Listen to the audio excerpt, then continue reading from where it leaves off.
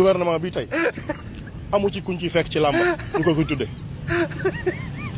du am ku ñuy fekk ñu koy tuddee ngénte ma wax ko mu leer du am ku ñuy tuddee match football ndax tur wi turu Sénégal donc.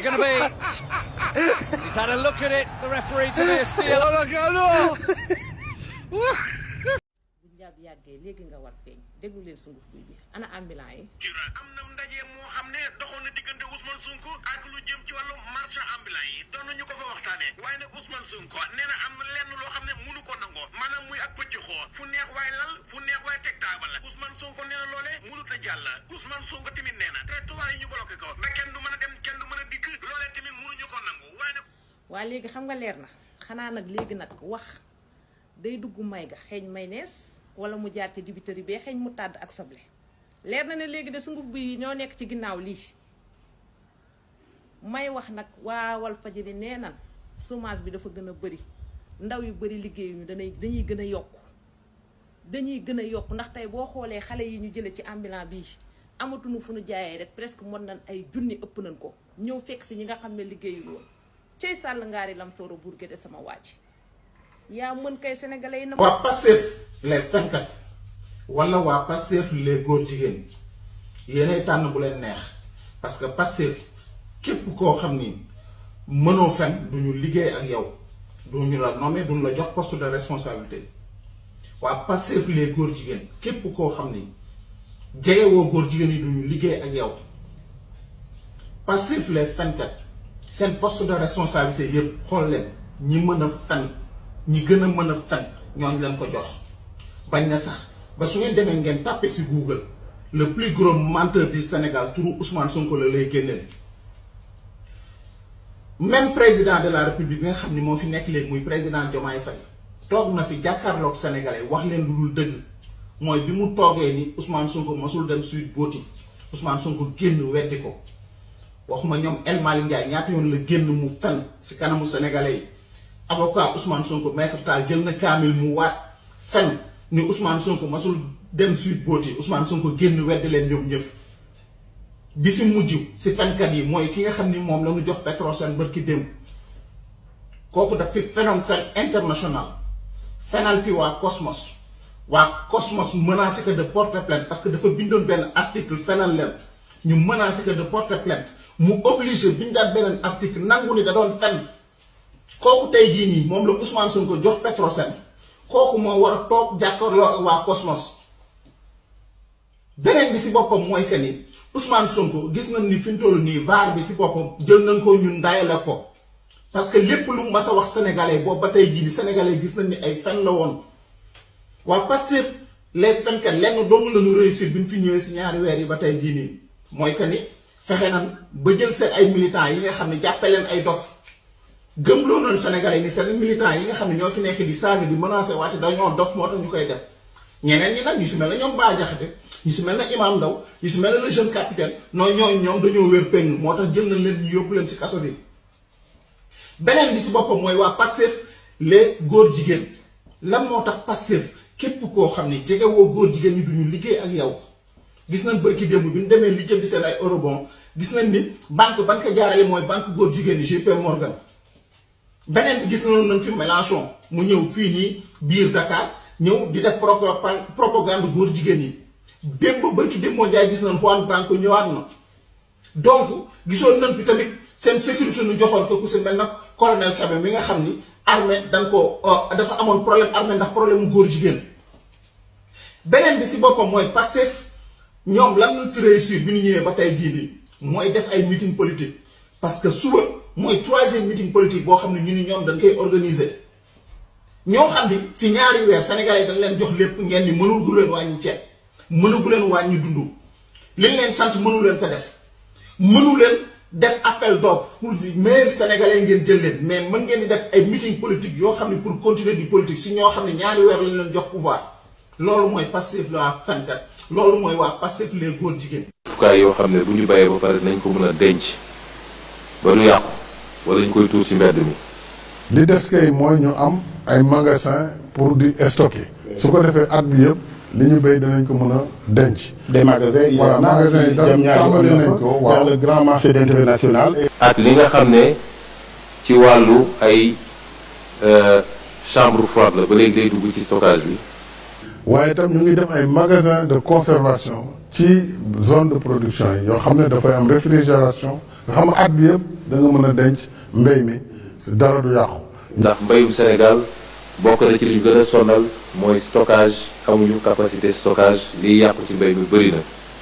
donc mbéy mi tam mënatuñu nekk rek ci nañ daan def ñëpp béyandoo ñëpp andeendoo si marché bi lii nëb fii lii nekk mévente loolu moo tax ñu def marché bi. li nga xam ne nag mooy day wil ndax ku wax mbay wax kap koppar wax xaalis. loolu moo waral 100 milliards bu ñu ko waxee 100 milliards mosuñ ko def ci mbéy ci campagne waajal nawet loolu li tax ma def ko mooy d'abord engrais yi dafa yokk loolu guerre bi moo ko indi ndax ña doon joxe engrais ñooy xeex muy Russie muy Ukraine kon comme engrais bi dafa yéeg il faut ñu yokk lañ daan def pour en même quantité bi. mel ni yokk nañ ci 20 milliards boo ko nattee campagne daaw bi nga xam ne 100 milliards la woon. non li ñu wax mooy xaalis bi daal dafay jàdd. non loolu ay waxu caaxaan la rek xaalis bi jàddul fenn parce que aussi. xam nga xaalis bi day jàdd mooy est-ce que ñi nekk ci yor ay tool nekk ci tool yi est-ce que ñoom bu ñu laajee engrais dinañ ko jot wala duñ ko jot. waaye du doon loo xam ne day nekk ci yeneen loxo ay nit di ko récupérer di ko jaayaat wala di ko génne réew mi. ñun état bi dañuy organiser si li ñuy wax DRDR muy direction régionale du développement rural ci région yi à partir de là-bas comme ñoom ñoo gën a jege xam nañu ku am tool ak ku amul tool. lënkaloo ci ak jëwri ñi nekk ci région yi département yi muy les autorités administratives waaye ñu gaawal ko. dafa amoon nag ñaari catégorie li ñuy wax gros producteur ak ñeneen ñi nga xam ne mooy béykat normal fexe nañu léegi ba ñu séparer loolu nga xam ne bu dee gros producteur xam nañu volume bi ñu leen di jox bu dee ñeneen ñi am na volume bu ñu leen di jox. léeg-léeg ngeen dégg tëj nañu nit fii ndax dañ jël camion jiw di yóbbu fële wala boog tracteurs yi sax léegi dañ ci def ay puces yoo xam ne bu ñuy génn fu ñu mënti dem dinañ leen mën a tracer. taasu nga taasu ba ñu jox la orchestre complet ne la woyal nga ni da ngay continuer di taasu Ousmane Sonko liggéey leen ngeen bàyyi wax ji bëri nga wax trop lii kenn sant la ko journaliste yi ngay waxal li ñuy nekk di def li nga leen di tere nii laay wax sax yaa leen ko daaxoon wax nga fi lu nekk tamit dëgg ñu bàyyi mu jàll kon bàyyi leen ñu def seen liggéey lan la yow dund gi yaa ni woon da nga koy wàññi qu'importe ak lu ko yokk ñun lijjanti wuñu ko yaa ni woon da nga koy wàññi wàññi mu ngi noonu wàññi da ngeen tële mënu leen li ngeen bàyyi léegi lii moo si des génn di kebet di opposé continuer opposé wu leen ñoon bàyyi noonu waaw Pétain looy xaar si dem assemblée dama assemblée nationale def sa déclaration sénégalais yow la ñuy xaar looy ragal ana ragal bi yàpp nañu woote fit ak nganaloo gat sa dama nga wuy sénégalais yéen dañuy xaar yaa fi nekkoon di digal programme naan nangam ak nangam di ngeen yóbbu Sénégal fii dama nga def sa déclaration looy ragal waaw nga réew fii ngeen ko fekk fii ngeen ko jëmee ci wàllu mbay mi li la ñu préparé wala xëy na bi li la ñu préparé wala njàng bi li la ñu préparé wala santé li la ñu préparé lan la lii problème bi lan mooy problème bi bëgg naa xam lan mooy problème bi bu leen nax sénégalais dama assemblée nationale nga wuy ji moo gën nga def sa déclaration boo ko demee xam nga loolu la fay fekk moo tax ana da nga doon jaay fi nga doon jaay. bu ñu leen dugalee ci kaso yéen ñu si bëri seen ba ci seen ay responsable parti ñu bëri génnoon nañ ci yéen waxatuñu seen wax. ñu ngi nekkoon ci ay yeneen calcul ñu bëri ñu ngi doon xalaat dem ci ay yeneen parti politique parce que tas nañu parti bi jamono yooyu vous étiez seul yéen peut-être que dundoo leen ko ci biir kaso ngeen nekkoon mais laaj leen seen ay nit ñu bëri dañoo téewoon seen bopp waxatuñu seen wax ba ci seen ay responsable parti waxatuñu seen wax mais bu régime bi demee ba falu rek ñoom ñoo daw si waaw yéen amoo leen compétence amoo leen lii ñu commencé indi ay débat yoo xamante ni c'est pour se valoriser ñoom traître yi pour que ñoom ñu bokk ci cercle premier buy entourer ak phagocyter le président Ousmane Sonko ak Bassirou Diomaye Faye cercle boobu boo leen nekkee prisonnier de ce cercle là rek vous allez tout rater ci li ngeen war a def pour le Sénégal ce cercle là qui vous a phagocyté cercle boobu bu leen aspirer actuellement tere leen ngeen mën a dégg lu ñeneen yi di wax tere leen gis piège yu leen nit ñi bëgg éviter loo cercle boobu ngeen bu leen phagocyté actuellement bu leen engloutir.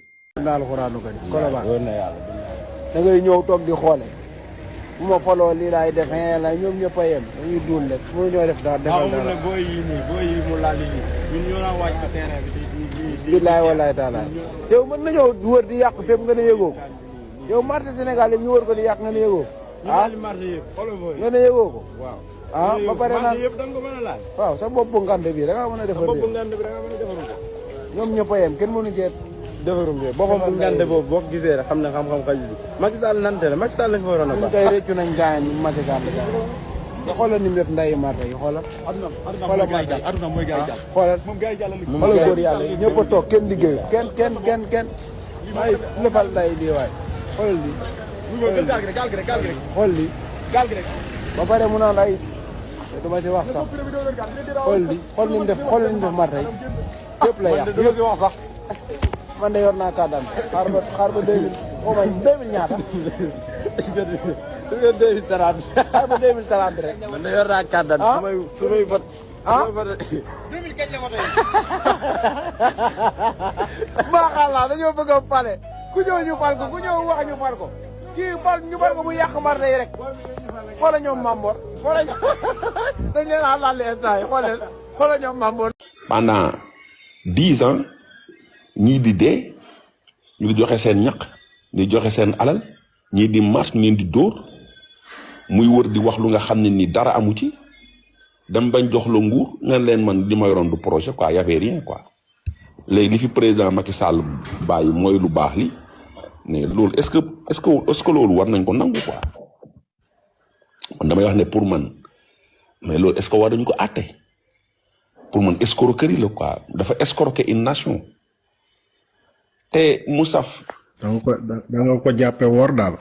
non wor la loolu bu dee ma wor la c'est-à-dire que loolu wor la dañu wor arnaque la loolu trahison la dafa mel ni nga ab jigéen boo nax ba takk ko gëmloo ko ni château laa lay dugal naal defal cela nga dem bañ may la ko mais nga dama doon fen quoi j'avais pas ça lii mooy li fi am quoi te gis nga Moustapha man dama gëm ni nag gars yi aussi tamit ñoom jiguñ ñu quoi maanaam seen wërsëg ba xaw ma wërsëg lañ koy wax xaw ma mais dafa am lu xew Sénégal lu bees dafa mel ni beneen dañ indi fi mu nekk dafa mel ni Sénégalais yi dañuy dund beneen monde di dégg nga xam mosuñu ko dégg ay avion yu crashé tey BRT bi mbëkk na benn oto tey.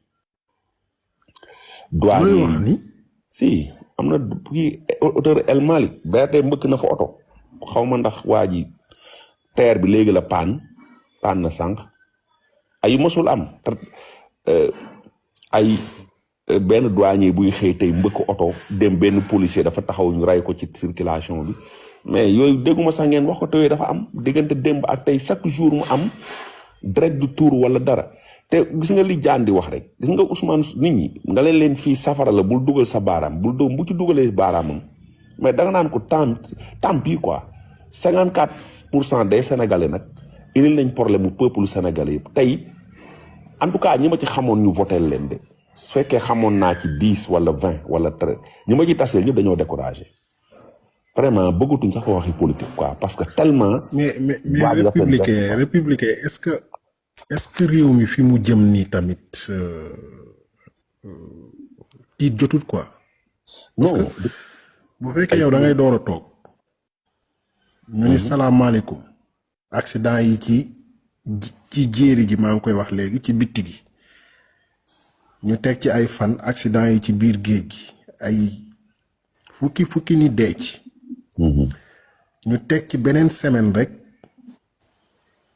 yàlla moo def sutura mais tey juróom-ñett fukki personne ak lu teg ñoo doon faatu ci avion bi ak yi ngeen fi lim yii yëpp mais est-ce que tamit taxaw temm ci ñu joxaat ñu suñu réew ñu nekk ci jàmm gënul.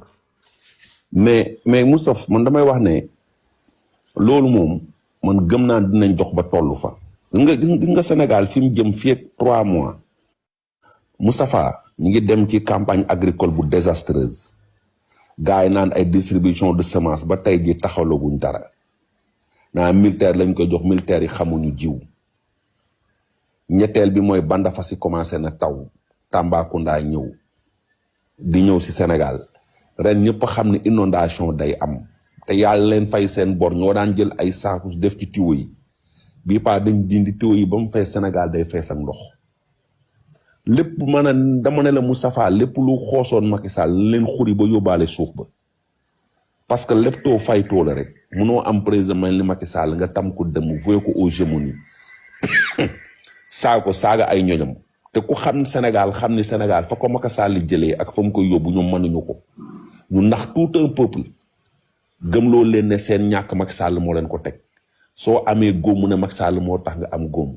soo doxee fakkasalu ñu ne Macky Sall moo la fakkasal dem nañ ba téléphone bu wadd sax Guy Marius Sagna ne Macky Sall moo leen ko teg mooy waddal seen téléphone ñu dem ba Sénégal yi jël nit ku mel ni président Macky Sall ak fi mu jëlee Sénégal ak fa mu ko fekkoon ñu bëgg ko toroxal njabootam mais ñoom ñooy torox te loolu la ñuy dund instant bi nii ndax nag kañ lay jeex man gaw ma ñu def 5 ans quoi xaw ma nag bi ñu commencé nii bu dakkul non gaw ma ñu dem 5 ans parce que xam nga li may wax jigadi day am maanaam pétrole bañ doon yaakaar sax maanaam amatul quoi maanaam xam nga lu la jigadi moom lu ne mën na laa arrivé mën nañ xëy sax teenu pétrole yi tàkk ñaanuma ko yàlla mais dunduma bett quoi parce que lii xew Sénégal dafa bizarre quoi Sénégal tey ñëpp a jaaxle tey tabaski ngi nii jub si Moustapha Sénégal le tabaski desaan 1 mois da gis nit ñi génnee seeni xar nit ñi di ñëw dëkk bi jax xam nga tali yi ñu occupé ko nga dégg mbéy Dakar dafa mel ni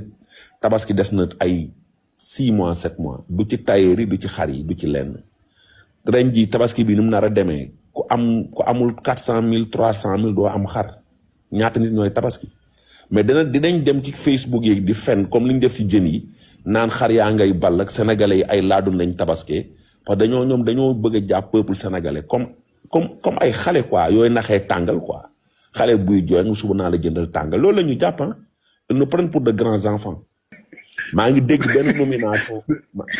républicain. waaw. nga ne comme niñ def ci jën yi. waaw dañuy jàpp comme xale booy naxee tàngal man pour ñoom ils nous prennent pour des grands enfants ay. benn jeune moo génne lettre circulaire ministre de l'intérieur. nekk mu ngi nii nañ ko. ne ñëpp jot nañ lettre circulaire bi.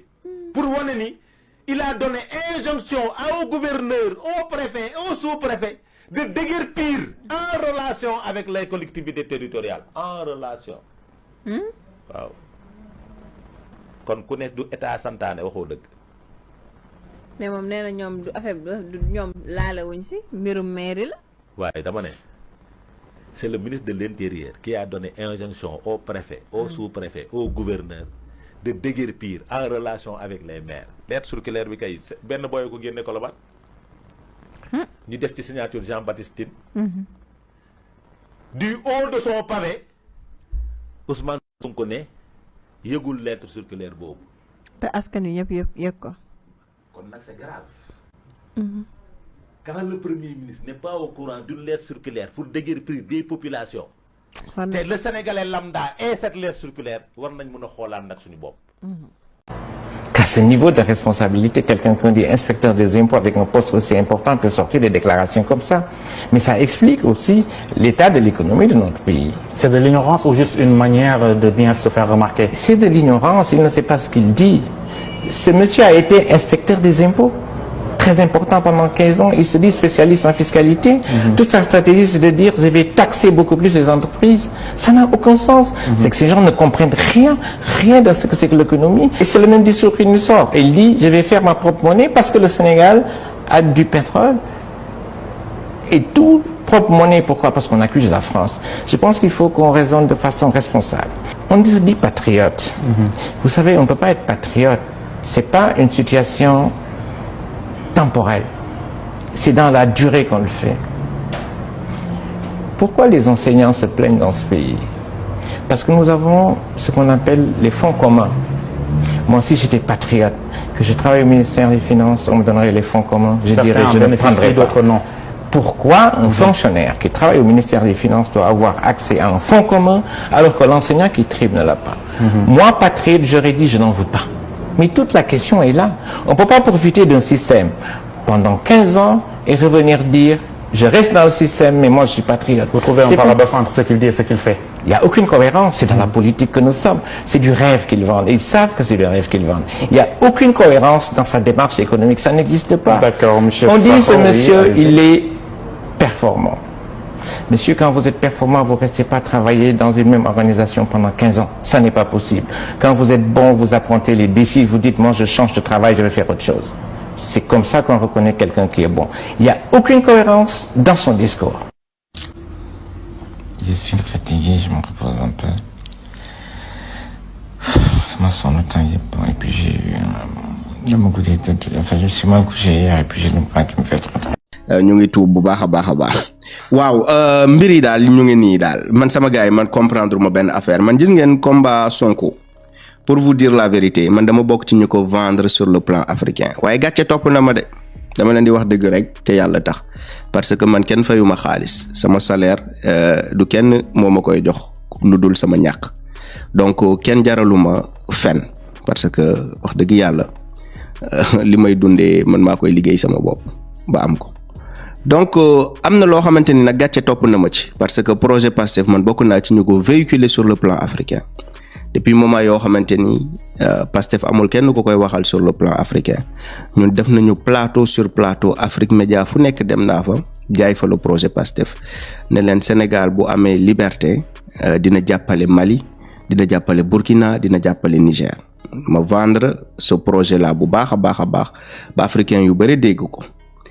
Tey ñu ñëw ma gis ay doxalin yoo xamante ni man daf maa commencé jaaxal panafricain di ma interpeller naan ma yow yaa ñëw ci suñu ay réseau nga ne nañu jàppale ñi ay panafricain lañu suba ñoom dinañ jàppale Burkina Mali ak Niger mbir mi fu mu tollu tey ma ne leen Sonko de newoon na dina envoyer ay soldats bu faluwee wala ñoom bu ñu jëlee pouvoir bi ñoom pare nañ envoyer ay soldats sax pour ñu jàppale waa Mali parce que seen ay frères lañ ñu ne ma wax boobu fu mu toll ma ne leen xaw ma ko ñu ne ma yow mii di panafricain ban relation nga am ak ñiy falu tey te yaa leen fal ma ne leen aw ma benn relation ak ñoom wax dëgg yàlla pour wax leen dëgg ñu ne ma déggoonte woo ak ñoom pour mën leen jàllale suñu message ma ne ko kenn ci ñoom musuma woo ma ne ma amoo seen nouvelle ma ne leen kenn ci yéen ñoom musuma yóndi nit sax pour mu nuyu ma ñu ne ma donc jàpp nga ni loolu du ay premier signe de trahison ma ne leen non man pour sama cas ce n'est pas grave moi je ne mène pas un combat personnel c'est l'intérêt général moom mooy primé ñu ne ma waa léegi ay Mélenchon yi ñuy invité panafricains yi jàppale leen ba sonn ñuy invité ay Mélenchon ak ñeneen loolu yoon la ma leen man loolu jaaxal na ma ñu ne ma ñëw France nii après seulement 2 mois 3e mois ñëw France di waxtaan ay waxu Gavi man leen sama gars yi seen question yi nag mu may commencé déranger nag parce que bu mu yeggee ba Gavi boobu la sama xol commencé jóg nag man du ma naa fekk wax naa leen man xooluma bëtu nit xooluma kanamu nit lu neex nit wala lu man du ma géwélu kenn géwélu sama réew la géwélu Sénégal la waaye du ma géwélu benn doomi aadama ci kaw suuf kuy mer na mer kuy gedd na gedd kuy kii na def man géwélu Sénégal la du ma géwélu benn doomu aadama donc ñu ne ma waxu Gavi ñu yegg ci waxu Gavi ma ne Bassirou Diomaye Faye laay waxal waaye Bassirou Diomaye Faye ñu xeex bu ñu xeex contre Gavi nii yow fekkee woo ko Bassirou Diomaye Faye ci ñàkku yi bu nan la Bassirou Diomaye Faye mu ne jël avion ne déedéet du Macron moo ma woo waaye ku gën a yées Macron moo ma woo mooy Bill Gates ci moom laay dem wuyu ji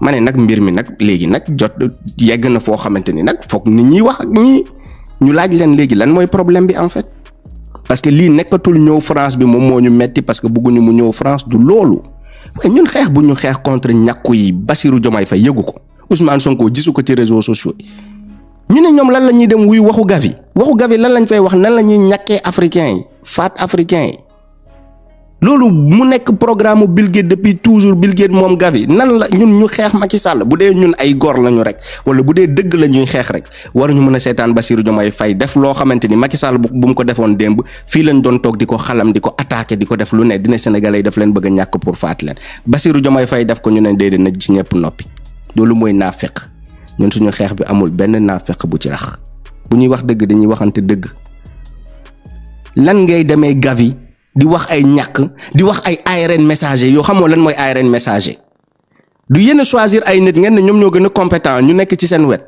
waaye léegi ñooñu mënu leen wax lan mooy vaccin ARN messager premier vaccin ARN messager ñu ngi koy utiliser ci jamono Covid mooy bépp vaccin ARN messager bu ñu créé léegi ci àdduna bi c'est des vaccins yu expérimentaux mooy maanaam lu ñuy tester ci doomu aadama yi ci discours Bassirou Diomaye Faye bu leen tax ma indi discours bi ñun duñu ay dof de ñun kenn duñu manipuler suñu xel la ñu yorte ci intelligence lañ dàqee Macky Sall ci réew mi donc ñun kenn mënuñu manipuler ñëw di waxantu di commentaire di rëy làmmiñ di kii di naan sa 72 heures ak xawma lan fii nii kenn du fi dof ay nit yu muus yeewu jàng ba ne ar nekk ay diplôme ay cadre di liggéeyal tubaab bi mu leen di fay chaque fin du mois ñuy wax ak yéen déglu leen ñu bu baax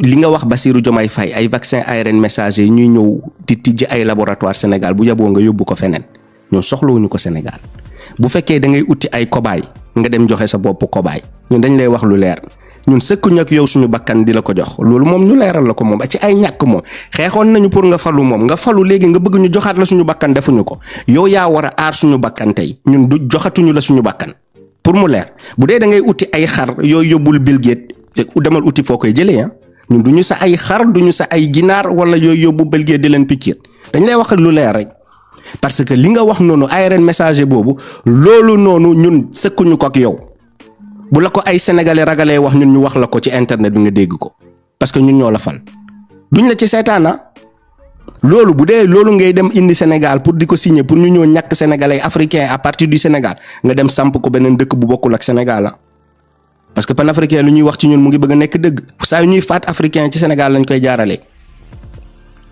donc il faut que ñu wax ak Bassirou Diomaye Faye nit yi buñ ko ragalee ba waa ji léegi jàpp na ni lépp lu mu def rek gongo amul kenn ko sañ a wax dëgg parce que ci internet bi dañ lay attaquer wala dañ lay diaboliser loolu amu fi de ñun diabolisation amul lu ñu diaboliser wul ci àdduna bi bu ñu duggee ci combat ba léegi ñun faalewuñu diabolisation ak ay attaque ay saaga ñun lijjantiwuñu loolu dund nañ ko pendant 10 ans ñu maintien ko ba tey jii nii donc ñun lijjantiwuñu loolu tiitaluñu ñun ba duñu wax dëgg c'est ARN messager bu ngay indi noonu ci réew mi yóbbu ko feneen ñun soxlawuñu ay ñàkku ñun lu ñu soxla xam nga ko mooy yëfu CEDEAO yi ngay topp noonu nga génn ci ba mu set wecc yow CEDEAO fii lañ la yóbbu sa cas CEDEAO ñu sànni ko ci poubelle bi yow lan ngay nekkee ay ambassadeur CEDEAO ngay dem xaw ma Ghana la xaw ma Nigéria ñu wax ko publiquement ne dañ la yónni pour que nga dem négocier pour que dëkk AES ñibbi nga dem xaw ma Mali xaw ma Burkina nga ne yow kenn yóndiw la te sa vidéo yaa ngi fi nit yi dégg la ñu lay sant pour nga dem négocier ñooñu contradiction yooyu nga ñuy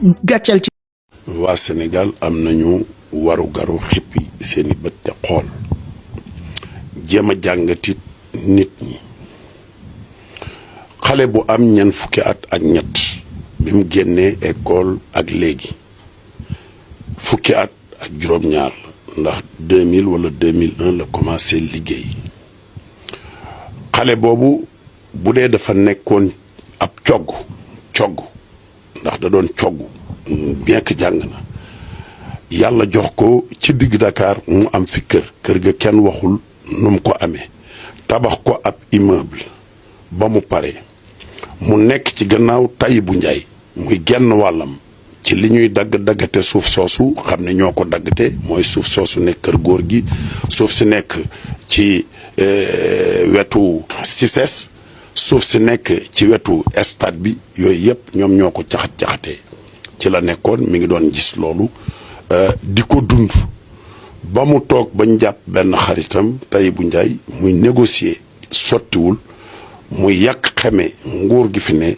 loolu dañ ko war a seetaat mais loolu lépp mettiwuma mais bu fekkee sunu mag ñi nga xam ne ñoo fi nekkoon xam ne bu dul woon ñooma Sénégal du jóg ci mbuumu njaam muy Senghor Abdou Diouf Ablaye Wade ba ci Macky Sall mu boole leen aw saaga tudde leen ay criminel moom baayam fan la ne baayam de xam naa ne moom mooy reykatu nit bi jiitu moom Ousmane Sonko te malgré loolu Ousmane Sonko dañ ko war a laaj moom li ma waxoon këram Casamance fan la ne Casamance la dëkk bu doon doom ju baax Casamance Ziguinchor daañu ko xam dana fa def dara dina loo xam ne lii jàpp naa ne buñ ko bàyyee keneen dana wax leneen Ousmane Sonko du modèle loolu mooy li ma la wax diine it nanu wax jan diine la bokk murit la xaadir la layen la tijaan la lumu ku gis nag ñu baax ñooñu ñépp ci Sénégal nga xeeb leen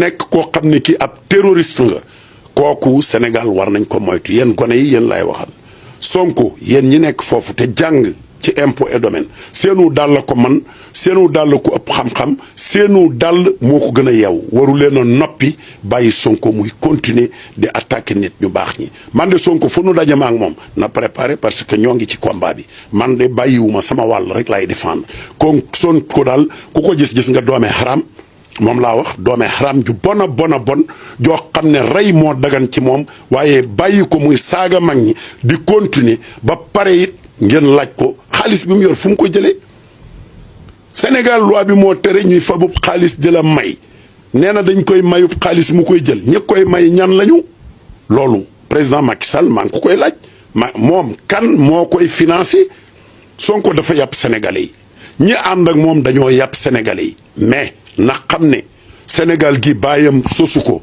moomu ko dafay fekk ay nit yu ko mag fuuf man gis naa ko mu saaga ma ci internet bi ni man mu waruma mën a nekk sax ab planton bu assemblée baayam de moom mën naa koo jël mu nekk planton Sonko baayam bu ñëwoon planton lay doon ci man sama baay moo gën baayam sama man maa ko gën moom te fi ma àggit gëm naa ne du fa àgg ba àddinay tukki na bàyyi yabaate bi bu bëggee politique na politique te bàyyi ñàkk teggin gi ak réewande gi ànd ak gone yu ñàkk teggin ak réew nekk ci réseaux sociaux yi di mbalalal yi du tee ñu wax ko dëgg na procureur woo Sonko mu wax ko ñi mu ni ay terroriste lañu lu tax mu wax ko ñi mu ni ay criminel lañu lu tax mu wax ko criminel mooy kuy reyee gannaaw sunu ancien chef d'état yëpp criminel lañu moom lu mu doon moom de def na ay crime économique te maa ngi giñ ci Rasul lay ne lekk na ba tàyyi riba lekk na lu daganul ci la dëkk li mu am ci biiram bi buñ ko xotti woon li ci xaaj ba ëpp ko lépp riba la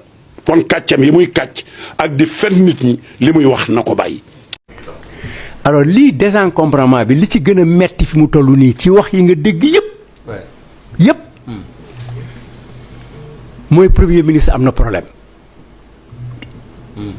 parce que maire bi amul problème liggéey na ak préfet ak sous-préfet ak les associations ak la population ak ñi nekk ci mbedd mi waxtaan na ak ñoom ay semaine loolu la ñuy wax léegi informé na conseil municipal am ak ay ministères sa tey waaw ak ay ministère ak képp ku yor mbay donc ci réew mi kenn rek moo ko yëgul woon mooy le premier ministre ah non ci li ñu wax fii moom rek moo ko yëgul même heureusement que moom mi ko xam ne daf ko waroon yëgal président wone ko ndax yëg nga nangam alors il faut que ñu seet ndegam premier ministre mu ngi fi yo dis il faut que ñu seet ndegam il est là parce que mën nga fi nekk te doo fi nekk di nga gis ki nekk ci classe bi jóg Paldi mu daal def nii parce que xamul lu ñu doon wax mais je pense que le premier ministre n'est pas là et il est bon comme ni ma ko waxoon que le premier ministre xam ne li koy xaar ci Sénégal dafa rëy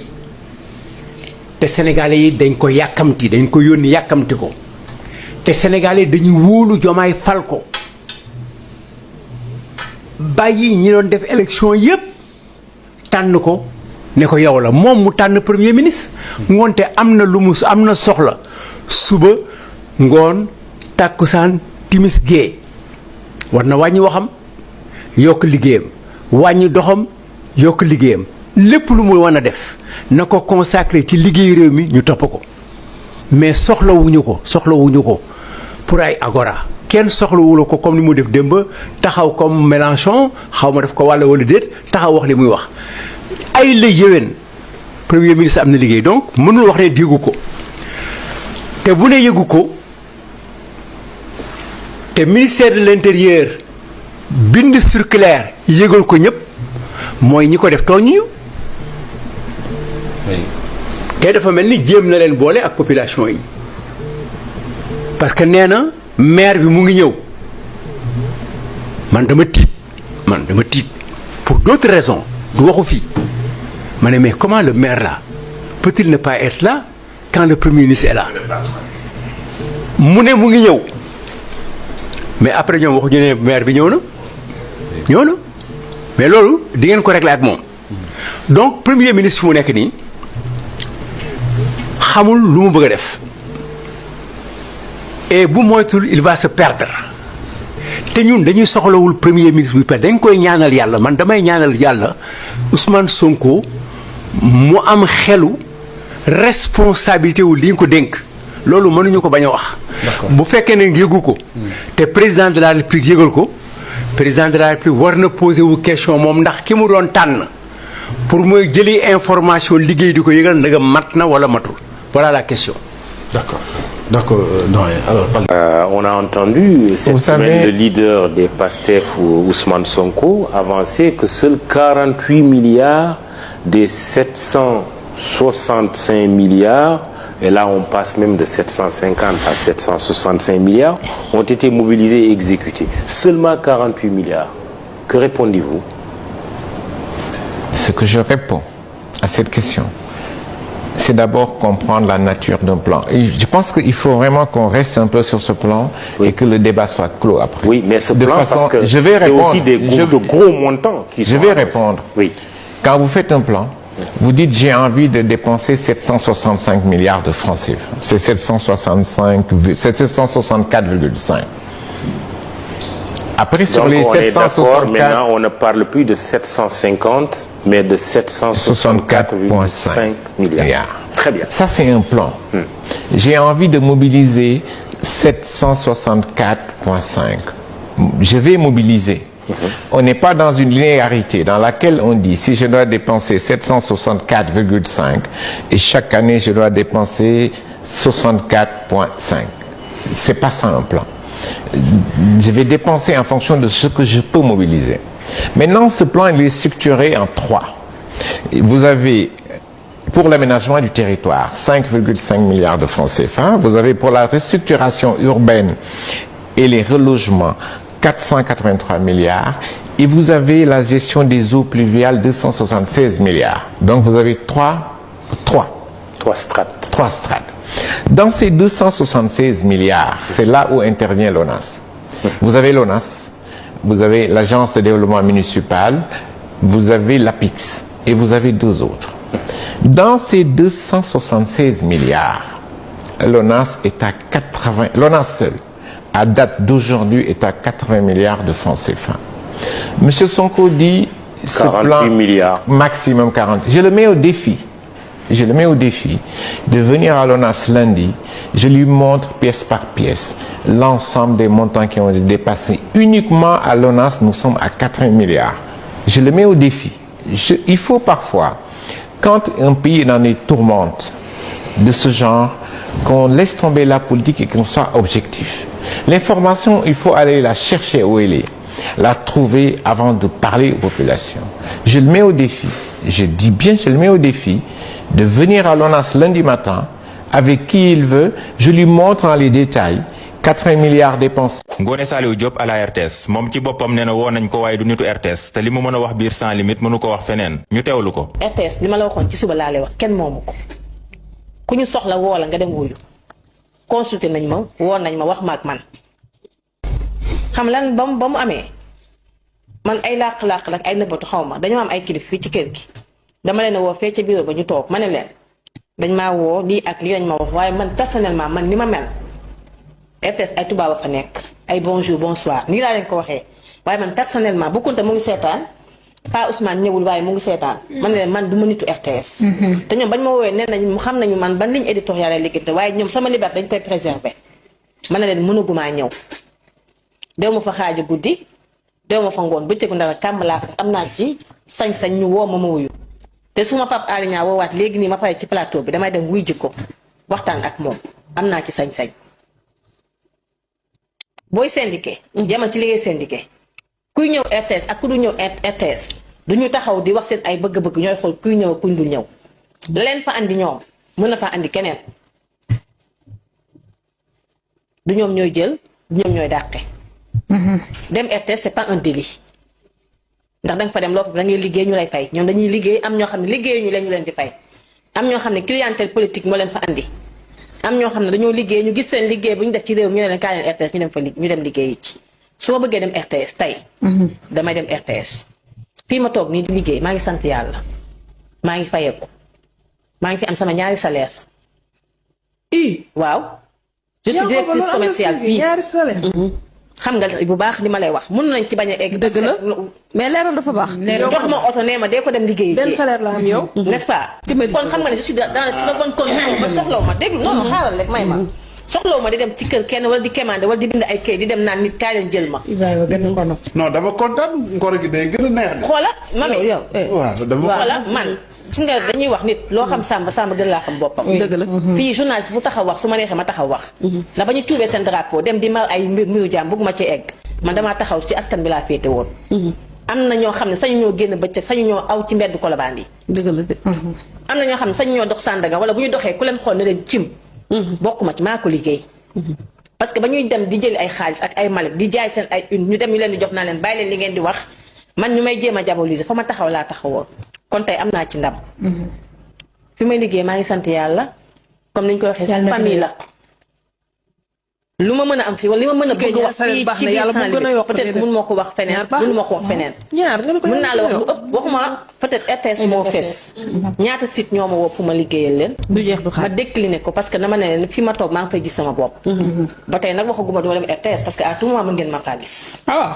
voilà mën na yem pour le moment bu ñu génnaatee wax. bu subaa ma génnaat wax sama ko waxul fii ñu dem sama page Facebook naa leen tontu.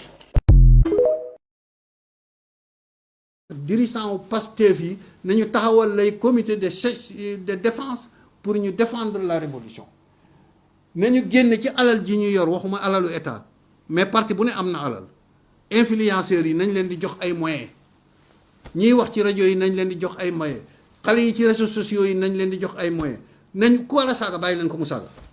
parce que dañu toll ci xeex boo xam ne xeex bu jafe la ndax ñun ci suñ biir ñooy xeex te ci saaga xeex lañ xuloo lañ koy defee te xale yi xeex nañu ba amatuñu lu ñu lekk amatuñu lu ñu naan depuis 2022 ñi ngi xeex kon nañ seen moyens yu ñu leen dimbalee amul démocratie ci loolu nañ seen média yi ànd ak ñoom ñu dimbale leen média yu àndal ak ñoom ñu xeex leen da ngay écraser démocratie pour samp sa révolution. Bassirou Diomaye transhumant yi tëjal sa buntu caabi lawbe sànni buñ la jegee buñ la laal ñooñu buñ la jegee laal rek askan bi jéppi la askan bi la fal jéppi la parce que askan bi ñooñu ñoom ñoo doon santaane Macky Sall dafa war a rey Khadim Samb dégg ngeen ko fi mu ne président dafa war a rey dafa war a di tëj kon ñooñu nañ la dànd ay kilomètres parce que ba ñuy rey sénégalais yi fii lañ toog di wax ne réew mi jàmm la bëgg réew mi lii wax a wax avec le pouvoir arriveront de nouveaux amis, des lobbyistes de tout poil, des investisseurs tenant des mallettes remplies d'argent. Les signatures de quelques-uns d'entre nos nouveaux maîtres voudront des milliards, tout le monde sera à leurs pieds. Le tapis rouge sera déroulé partout au président Bassirou Diomaye Faye, qui par un décret, un acte, un coup de fil pourra changer radicalement la vie de ceux. Mu ne lu ne di nga ko gis nag. ñu la sukkal raamal dóorkat yi lobbyistes yi nga xam ne dañuy xaar nga toog rek investisseurs yi nga xam ne duñ dara yor ay maletu xaalis teg sa signature rek dañuy xaar pour lan parce que xam ne boo defee décret lu ne rek di nga ko dégg dinañ ko jaaree ci say soxna ñaar nga yor dinañ ko jaaree ci say soxna buñ mënul yegg si yow jaare ko ci say mbokk buñ mënul yegg si yow mais loolu yëpp dañ ci dëx gumbalu président yi fi daanu yëpp looloo leen daan. réew kenn du ko soppi ci ñaari weer kenn du ko soppi ci juróomi weer kenn du ko soppi sax ci benn mandat. wallaahi yéen laa koy wax la jeunesse 2024 ñu soppi réew mi 2024 changement commencé fi ba faw 2024. yorin gu ñaaw gi ñu yor réew mi jóge fi définitivement loolu nag lañ leen bëgg a xañ est-ce que di ngeen ko nangu. man sama yaakaar dafa tas man may constituer dossier pour déposer appel candidature RTS ñu naan ma nommé nañ kenn xaar. loolu jaaxul jëli RTS. ah du ma fi jógee bàyyi micro bi dem toog ñu naan ma directeur bi. ak sa xam nga léegi dañu am tour. ah je te dis lonku ci kaw nag laay toog. waaw di xool gars yi par. RTS. tiim leen naan ni. ñëw ci. Bassirou Diomaye Faye, il y a 3 semaines, 1 mois de cela, était endetté et en prison. Il y a une banque où il a dette 30 millions.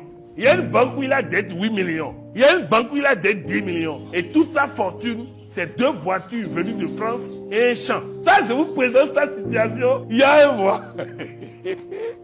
Aujourd'hui, non les amis, il faut que vous compreniez.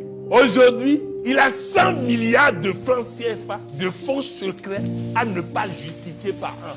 Je ne sais pas si vous avez entendu.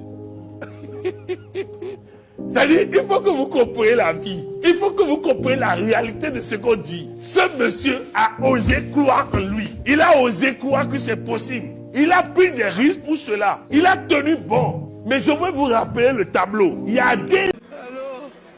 seetlu leen ñoom ñëpp ak seeni presse bu ñu xëyee rek ña nga ci Ousmane Sonko dama ne keroog président Diomaye ma ne ko yow santal yàlla ndax yow li benn président musul am moom nga am ma yow da nga toppatoo sa lii ak sa lii xoolal nooy orienté mbir yi te teewul nag man mi ñu jiite may chef de gouvernement dinaa gouverner de ba mu mat sëkk nag cocc loolu mooy dagg xolu gaay yi Sonkoy Diomaye Diomaye Sonko moom la ñuy bañ a dégg ba nee nañu tapis rouge bi morceau bi rek tapis rouge bi bu ñu gisee ma dox ci sax ñuy xataraayu ak maay dox ci tapis rouge dinaa ci doxa ba mu neex ma.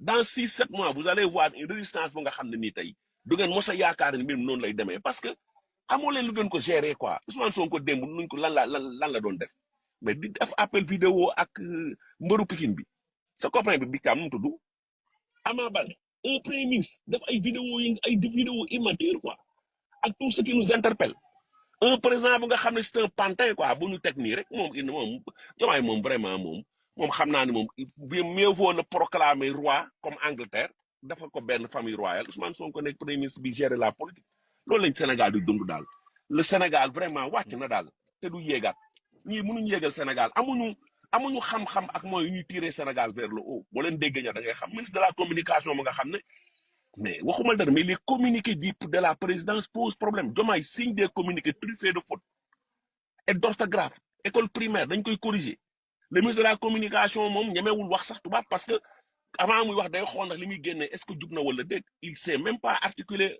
une phrase correcte mais foofu ngeen yóbbu Sénégal quoi man dama leen jàppee mooy daa mel ni élève buy def CM2. ñaareel bi moo di lim ci laxas moo di bu ñu àggee ci fukki fan ak juróom yi te defu leen ko dinaa woote DPG devant un public wax ñi ciy bokk loolu nag man taal bi Sonko laa man bañu ma ko man Sonko moo may ñaanal moom ndax Sonko raay gi mu raay sama bopp bi rek su ma jëloon sama karaw yi jox la ko nii nga sangoo ko rek am nga dara lu métti ba sëñ Fallou maam soo yaa ngi def karaw sa poos lii du caaxaan ñu bëri ñaan watu ay taalibe Sonko ngeen waaw man taal bi Sonko laa man bañu ma ko man Sonko moo may ñaanal ndax Sonko raay gi mu raay sama bopp bi rek su ma jëloon sama karaw yi jox la ko nii nga sangoo ko rek am nga dara lu métti ba sëñ Fallou maam soo yaa ngi def karaw sa poos lii du caaxaan ñu bëri ñaan watu ay taalibe Sonko ngeen waaw man taal bi Sonko laa man bañu ma ko man Sonko moo may ñaanal ndax Sonko raay gi mu raay sama bopp bi rek su ma jëloon sama karaw yi jox la ko nii nga sangoo ko rek am nga dara lu métti ba sëñ Fallou maam soo yaa ngi def karaw sa poos lii du caaxaan ñu bëri ñaan watu C'est un bilan des 100 jours du président Diomaye Faye. Quel serait-il? Tout d'abord, je tiens à dire que l'heure n'est pas au bilan. L'État a jugé nécessaire de les prendre pour calmer. Mais au-delà, le président de la République, en tant que père de la nation, si je peux m'exprimer comme tel, prendra les mesures, mais de façon inclusive, puisque nous voulons... Donc, c'est une solution qui doit être inclusive. Tout le monde sait qu'il y a, la gouvernance du président de la République a été placée sous le sceau de l'inclusivité. Les assises, ce que je peux savoir, c'est que le président de la République, Bassirou Diomaye Diakhar Faye, est un président ouvert. Du Sénégal sur la renégociation des contrats miniers, pétroliers et gaziers annoncés par le nouveau président sénégalais. Comment compte-t-il s'y prendre? Comment nous allons déterminer ça, déséquilibrer du point de vue de la masse des revenus générés par la plupart des compagnies et les miettes, si je peux m'exprimer comme tel, qui aujourd'hui sont reversées, qui ont été prises pour que les Sénégalais soufflent, puisque la situation était grave, puisque les Sénégalais vivaient dans une situation inqualifiable. Il était un parti qui est propre, un parti souverain. Quand je dis souverain, ça veut dire un parti libre, puisque Pastef, dès ses débuts, Pastef, dans des dispositions légales, tout le monde sait qu'il doit y avoir un plan de désencombrement des rues. Cela ne puisse pas déboucher à une catastrophe sociale, que cela ne puisse pas déboucher à des pertes, au sous-emploi. Même si ça n'a rien à voir, qu'est-ce que Pastef revendique? Même si, qu'est-ce que Pastef revendique? En tout cas, la question, monsieur, c'est élément. C'est dire. Il présente un projet de loi. C'est ce que prévoit, en tout cas. C'est dire. La dissolution. Sur la dissolution, je vous dis. Non, il n'y a pas de blocage d'abord. Il n'y a pas de blocage. Si jamais. Non, je vous dis. Pourquoi il n'y a pas de blocage? Si vous deviez dresser un... Qu'à ce niveau de responsabilité, quelqu'un qui dit inspecteur des impôts avec un poste aussi important peut sortir des déclarations comme ça. Mais ça explique aussi l'état de l'économie de notre pays. C'est de l'ignorance ou juste une manière de bien se faire remarquer? C'est de l'ignorance, il ne sait pas ce qu'il dit. Ce monsieur a été inspecteur des impôts.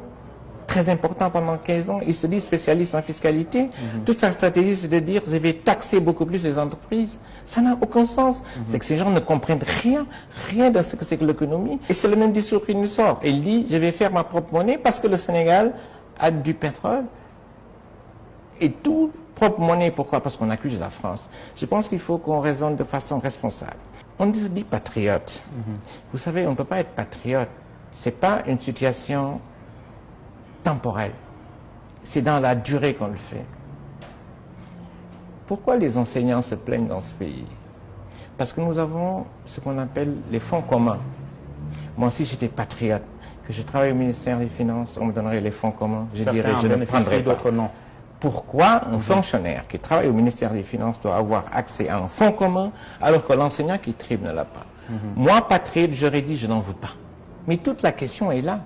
On ne peut pas profiter d'un système pendant 15 ans et revenir dire je reste dans le système, mais moi je suis patriote. Vous trouvez un paradoxe entre ce qu'il dit et ce qu'il fait? Il n'y a aucune cohérence. C'est dans la politique que nous sommes. C'est du rêve qu'ils vendent. Ils savent que c'est du rêve qu'ils vendent. Il n'y a aucune cohérence dans sa démarche économique. Ça n'existe pas. D'accord, monsieur. On dit ce monsieur, il est performant. Monsieur, quand vous êtes performant, vous ne restez pas travailler dans une même organisation pendant 15 ans. Ça n'est pas possible. Quand vous êtes bon, vous affrontez les défis, vous dites, moi je change de travail, je vais faire autre chose. C'est comme ça qu'on reconnaît quelqu'un qui est bon. Il n'y a aucune cohérence dans son discours. Je suis fatigué, je me repose un peu. Son temps est bon, et puis j'ai eu je suis mal couché hier et puis j'ai le bras qui me fait trop. Si vous deviez dresser un bilan des 100 jours du président Diomaye Faye, quel serait-il? Tout d'abord, je tiens à dire que l'heure n'est pas au bilan. L'État a jugé nécessaire de les prendre pour calmer. Au-delà, le président de la République, en tant que père de la nation, si je peux m'exprimer comme tel, prendra les mesures, mais de façon inclusive, puisque nous voulons... Donc, c'est une solution qui doit être inclusive.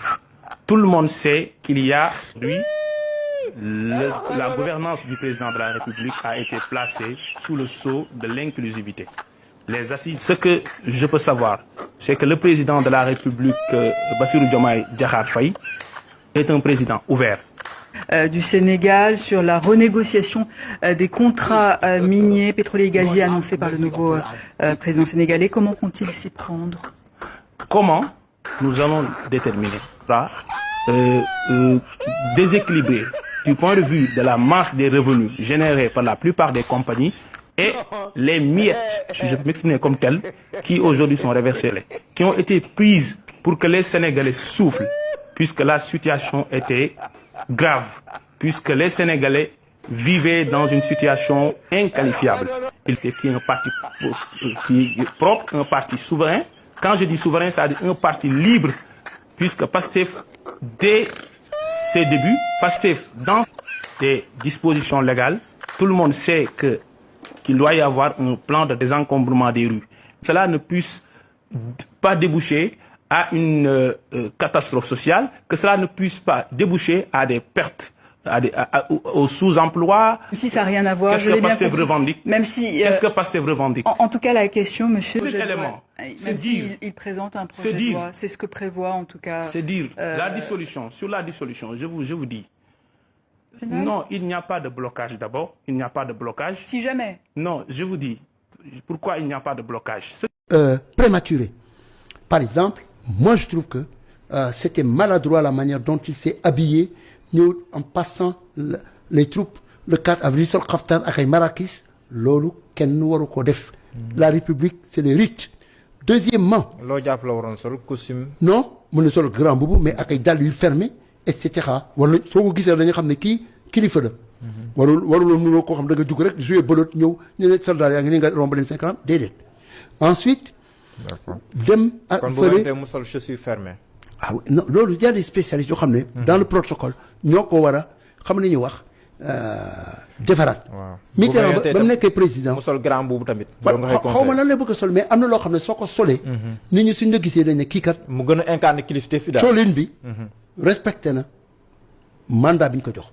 gis nga Mitterrand bi mu nekkee président. en 1981 le 10 mai 1981 bi mu egsee au pouvoir. bi ñu ko njëkkee gis nga bëñ yi. dañ ko limé. quand pourquoi parce que dafa war ay bëñ yoo xam ne c'était acéré dafa ñëw. ñu ko ñu il donnait l'impression excusez-moi du terme ñu ne xaj ñu ne ko dagg ko ba mu rafet.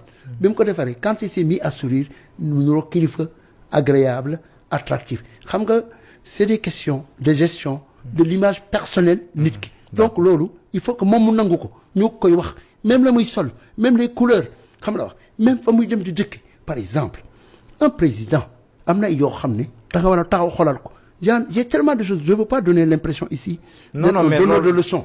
Non, c'est important parce que votre expérience, c'est important. Parce que nous, les dirigeants africains, par exemple, on a vu le président le samedi matin, avec les militants de ce qu'on appelle la coalition Diomaye. Quelqu'un qui a quitté son parti, là, la veille de me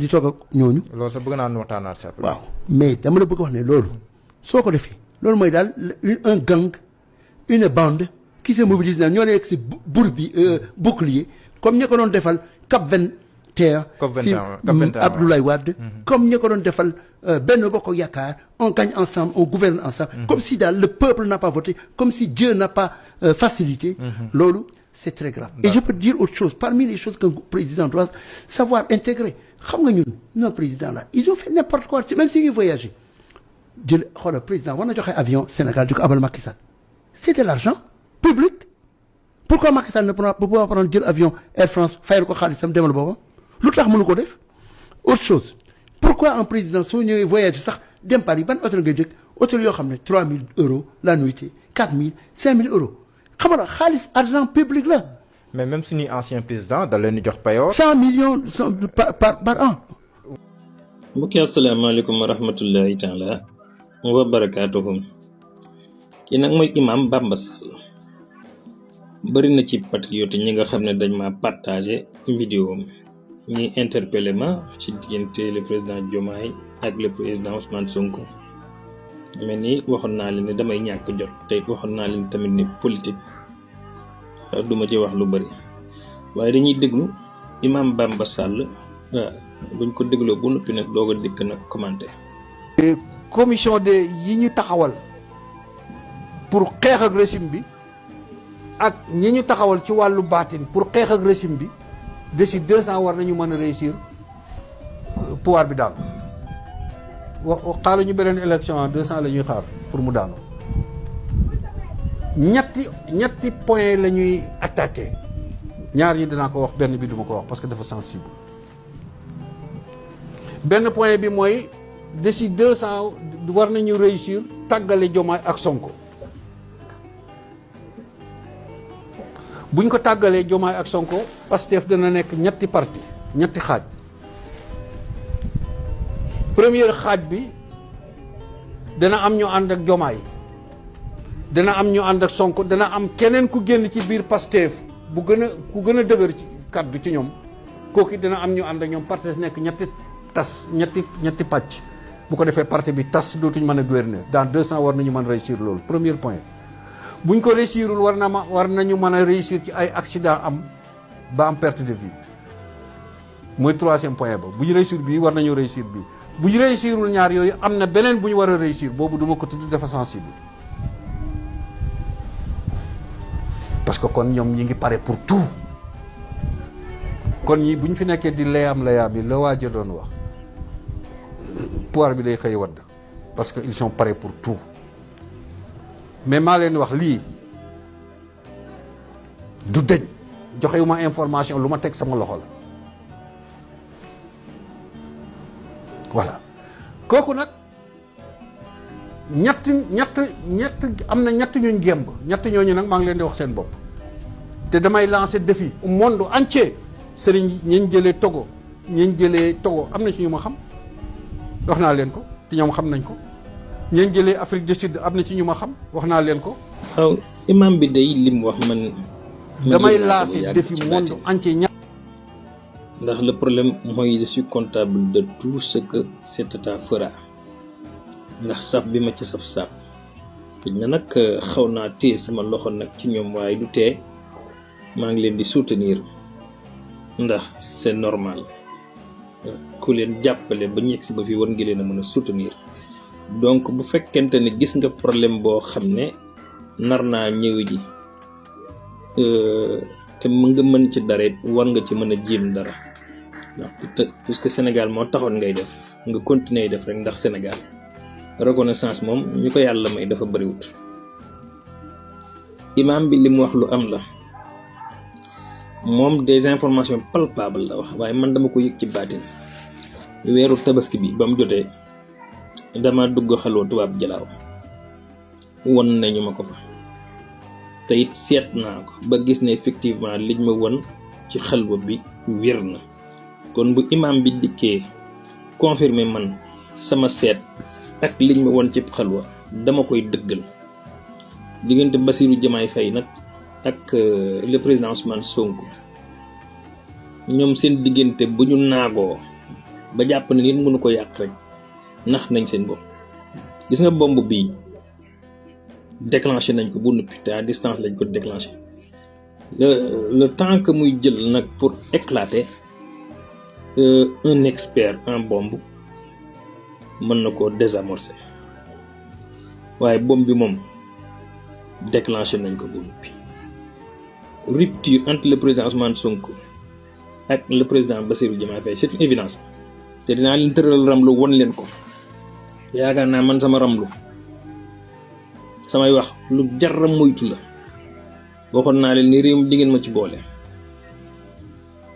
jikkoy politicien nag li Serigne Saliou waxoon un ancien chef d'état laa leen di wax du ma tudd turam mooy jikkoy mbëtt dañoo yor jikkoy mbëtt maanaam bu seen bopp xasee ba dugg rek c'est fini ña leen doon jàppale ñëpp daanaka dañ leen di mujjee woon ginnaaw ñu mujj sax am ay collaborateurs yu bees waaye samay vidéo tasaaroo gi mu tasaaroo woon ci réseaux sociaux yi ak réseau maanaam panelu Pastef bi man xam naa ci dara état bi nag ñu jar a jàppale leen ndax dëgëraguñu wallaahi dëgëraguñu te waxoon naa leen ne leen état dafa am ñaari mbir dafa am ñu koy doxal ci saayir ak ñu koy doxal ci baatin te ci baatin gi bu leen ñu ci xeeb ndax équipe moo ne sama ginnaaw waxoon naa leen ko waaye man je pense que ni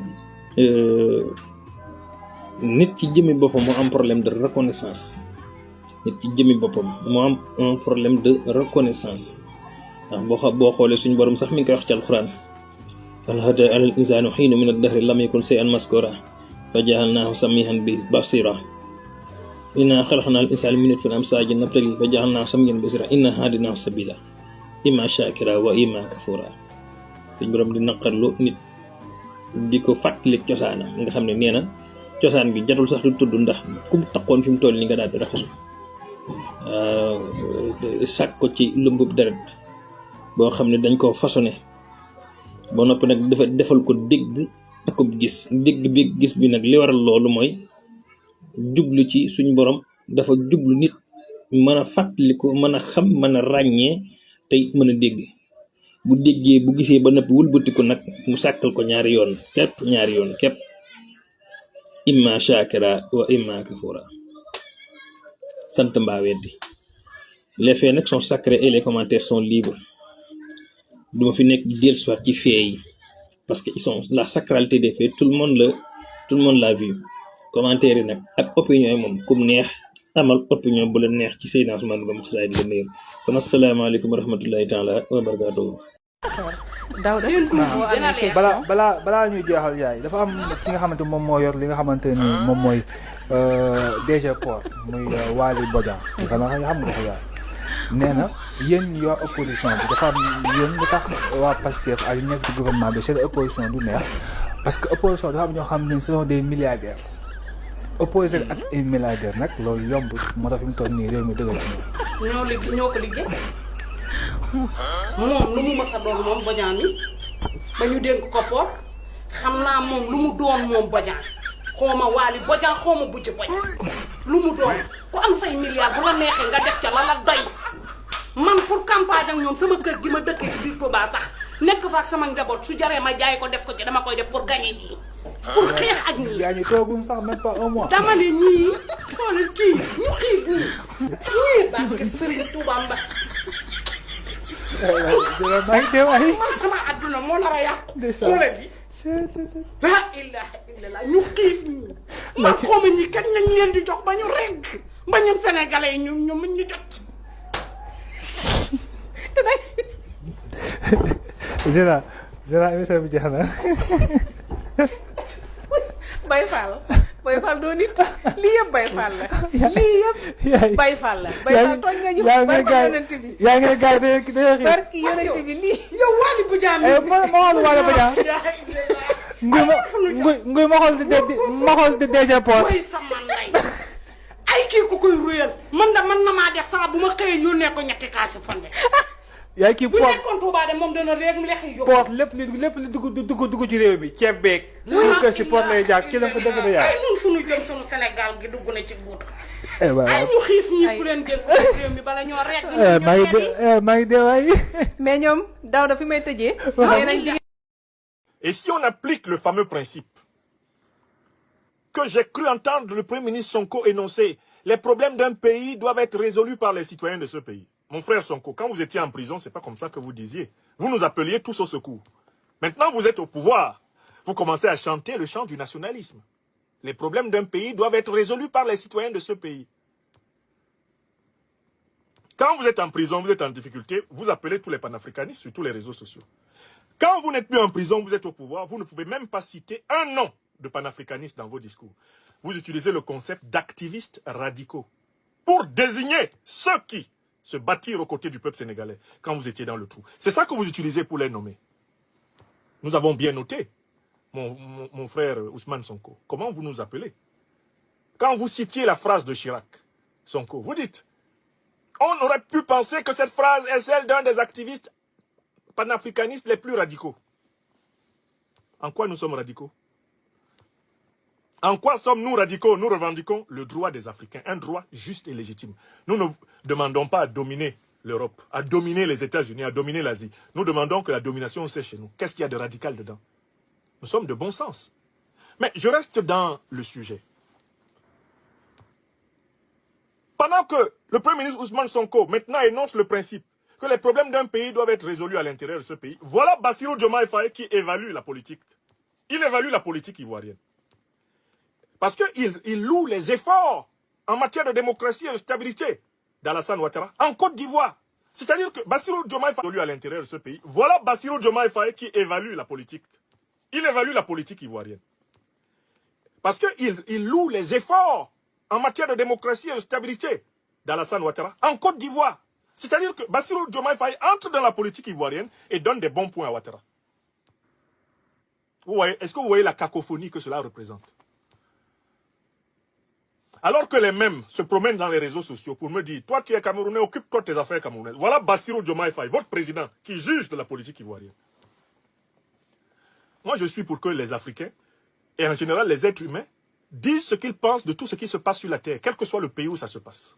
Que chacun ait le droit de dire ce qu'il pense. Je suis pour.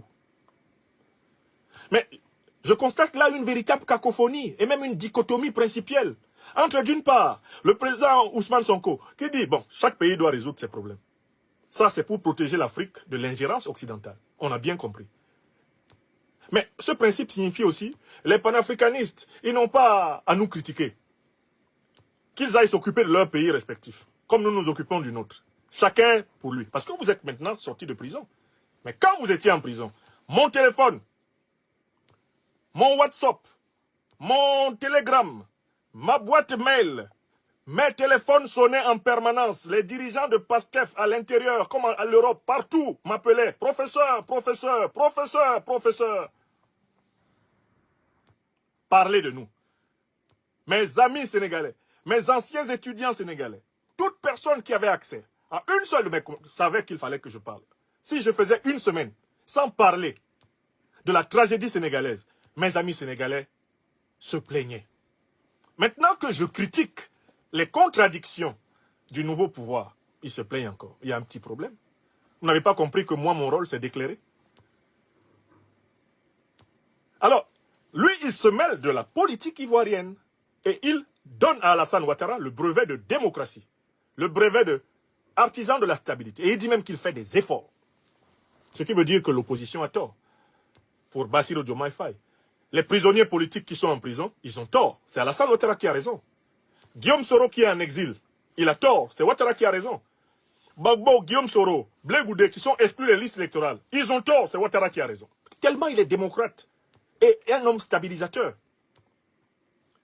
La Côte d'Ivoire est classée en 2024 au classement de la Banque mondiale. Mais Diomaye dit que ce monsieur développe la Côte d'Ivoire. De quelle Côte d'Ivoire parle-t-il? Est-ce qu'il a étudié la structure du surendettement public, par exemple, en Côte d'Ivoire?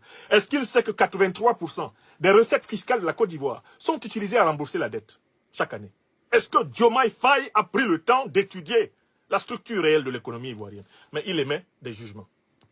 Mieux, le Premier ministre Ousmane Sonko a bien montré comment la CEDEAO a agressé l'AES. Mais comment quelqu'un qui est le chef des agresseurs peut être présenté comme un démocrate et un stabilisateur? C'est ça la dichotomie idéologique qui se dessine à la tête de l'exécutif sénégalais. Je suis désolé. C'est une dichotomie idéologique. La patience est une vertu, les Pastef Boys. Le bébé Diomaye Rapid Transit, c'est pour le 15.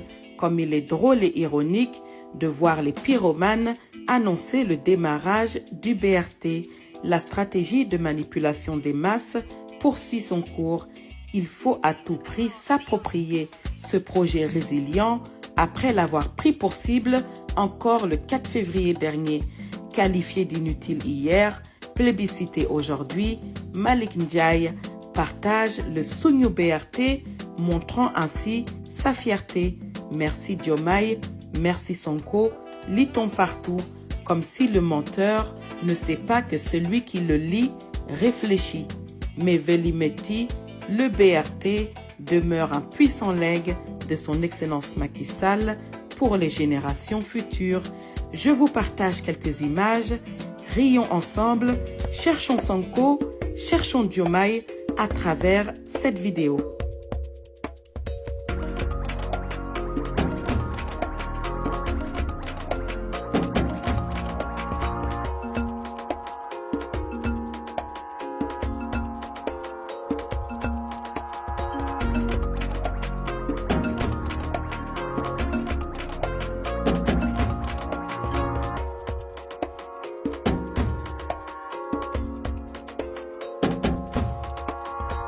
Le BRT nous conforte dans la nouvelle ère de révolution des transports de masse qui règle les difficultés d'aujourd'hui et anticipe sur les problèmes de demain.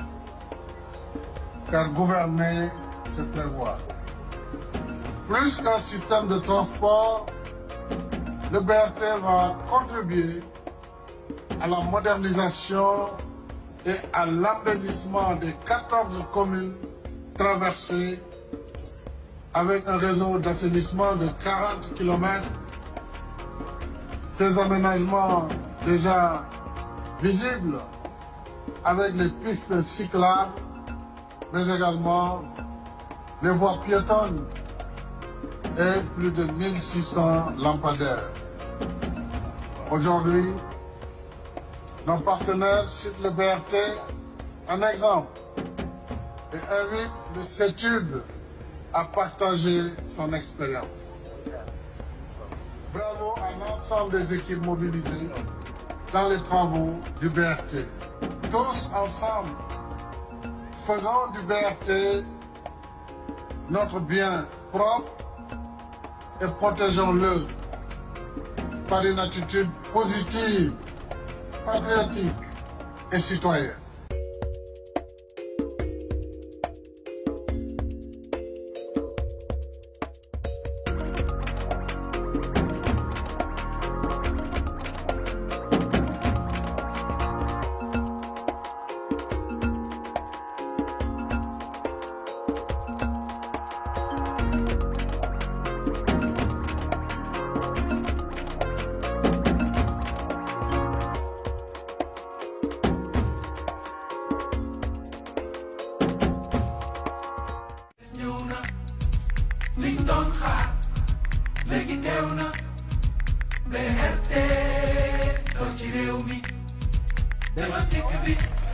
Bon voyage à tous les futurs passagers du BRT.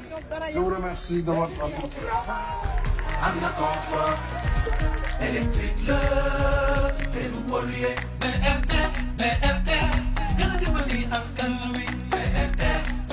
gars yi beneen bi damay laaj bu dee assemblée daam gaynde ko fa waaj ci diggante bi wala dafa am lu laaj ci gannaaw demal assemblée mu ne deew ma assemblée moom sax waa ji bind nga ko loolu mos nga koo miin jamono yi ngay jël sa temps de pro gars yi di génn la fa bàyyi ak jamono yi nga fay jotee mbiraasi la xamam mbiraasi la waa ji dëkkoon Louga député boobu ah sa waay nag allez boo gis di am retour allez boo gis am na retour bi nag jox ko seeni borom d'accord naa nag duma la miin mukk nag opposant doo wuyu ji nekk ci pouvoir doo dem assemblée ah wax ñu yow nag yaay kan nag tant que bayoo ensilage boobu moo yor julli dëgg la en tout cas félicitations yal na yàlla mottali yëpp léegi tamit lii bindal xoolal bindal da ngay kii gis benn xale mu defal la benn plan d'affaires bu baax léegi soo defee plan d'affaires bu baax boobu di nga gis rapidement fii ñaata xaalis nga fi perdre dëgg la yaa xam da ngay jël fukki nag jaay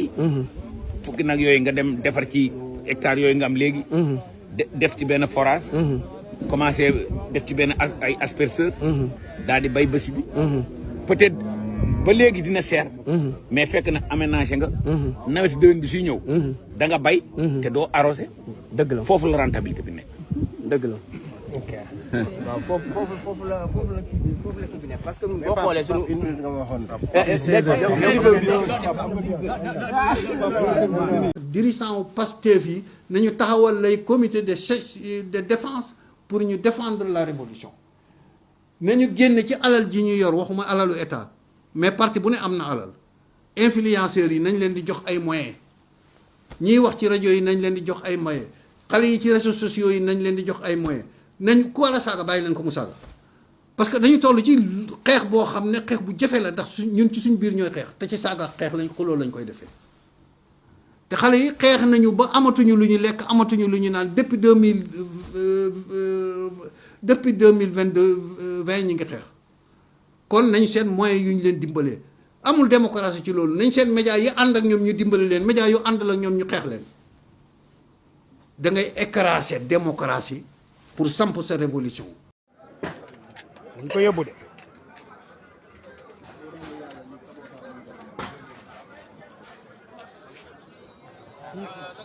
ñoo leen faloon kay baax na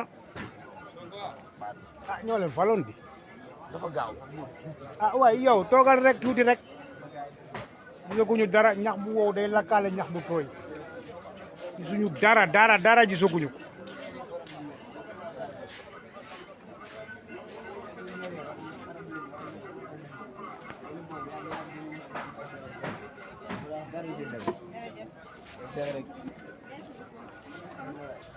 ñu nii de ngeen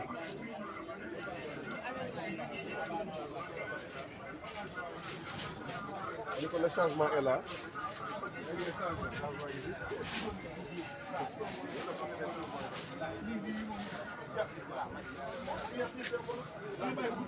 ñoom nii lañ ko changé changement bu bees baa ngi nii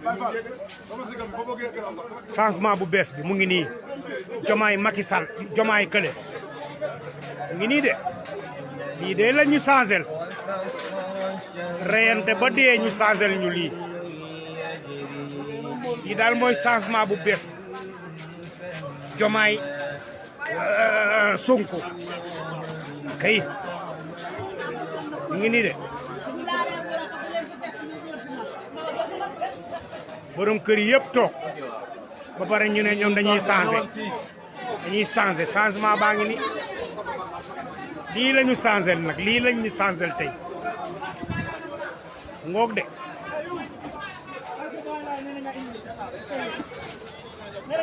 bàyyi laaya ngi ne le waaw changement baa ngi nii lii lañ ñu changé waaw comme dañ ñu doon changé rek changement baa ngi nii waaw billahi Macky Sall lañu waroon Macky Sall ak ñëw bëgg gis Macky Sall billahi wallahi taala Sall ngaara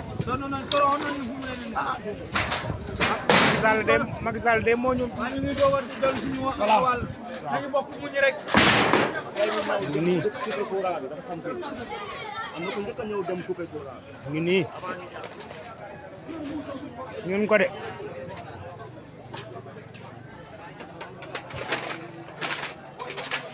mu ngi nii nag lii mooy changement bu bees bi Diomaye ak waa ji lii lañ ñu liggéeyal liggéey baa ngi nii waaw lii lañ ñu añale lii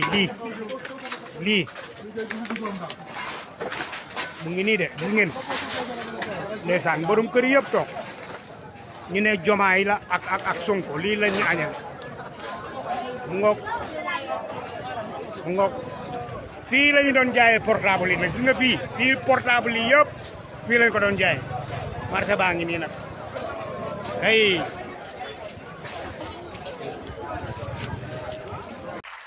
Je reviens du Sénégal et je vous transmets le salut fraternel, amical, généreux du peuple sénégalais.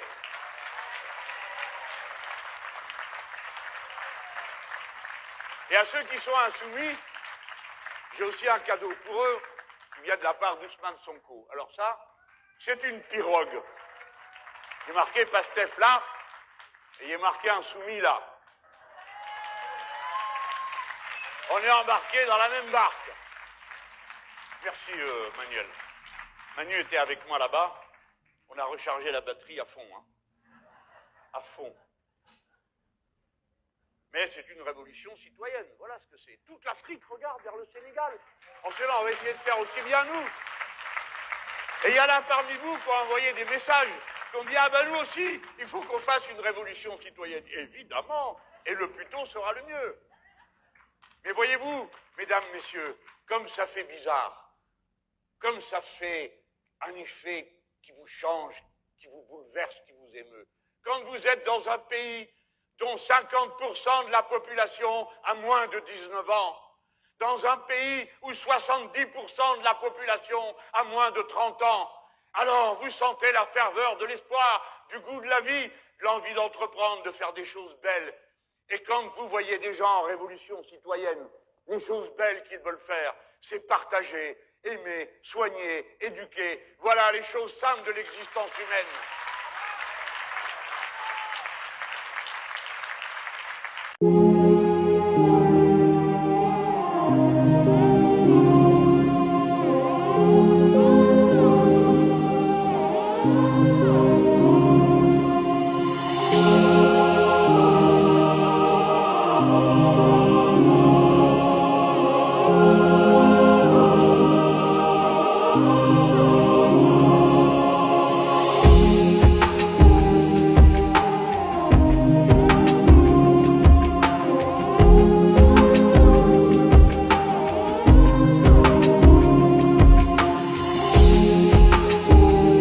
bal leen nu de ma ne Sénégal melu nu kuy dellu ginnaaw Sénégal man li ma jàngat ci réew mi may Sénégal daa mel ni kuy arrière waaw man Sénégal ni ma gisee daa mel ni kuy arrière xam nga Sénégal ay temps jamono yële Sénégal Afrique nin ko nawe woon ndeysaan mu naa Sénégal jamono yi ni jël coupe d'Afrique Sénégal ndeysaan waaye léegi Sénégal de ni mu delloo ginnaaw man dama jaaxal sax waa loolu lu koy def man de dama mujj waaw Afrique nin mu nawe woon waaye léegi Sénégal man dama yaakaar sax li ñu dal noo catu xam nga lee taxoon ma ne Sénégal nañ ko wutal gàllaaj ma ne Sénégal nañ ko wutal gàllaaj ay man Sénégal gi ba yàqunu ko Allah ay li ba jàmm la nan wutal Sénégal ay gàllaaj nan jug ci Sénégal sang ka nan ka wutal nan wutal Sénégal gàllaaj Sénégal gi dañ ka catu Sénégal gi du Sénégal ga ma xamoon ay yàlla li ba jàmm la